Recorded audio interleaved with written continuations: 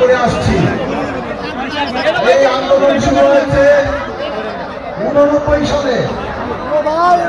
আমাদের অ্যাডভোকেট চৌধুরী এই আন্দোলন শুরু করেছিলেন। তারপর সকল রাজনৈতিক দল, সামাজিক সাংস্কৃতিক সংগঠন, কুমিল্লার বিশিষ্ট ব্যক্তিবর্গ, ব্যবসায়ী নেতৃবৃন্দ, শিল্পপতি সবাই এই আন্দোলনের সঙ্গে যুক্ত হয়েছে।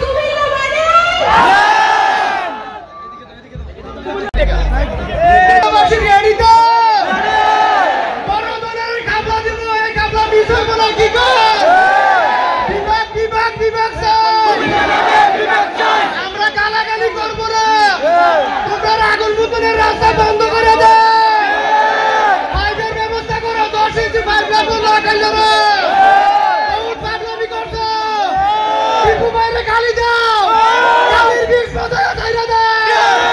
আমরা কুমিল্লা বাসী রেডি, তোমরা কেতাটা লাগে মতো লাগবে। এ ভাই, বিশেষ করে একটা অনুরোধ, এই কমিটিতে যারা আছেন, এই বাংলাদেশে কোনো বিভাগ আছে,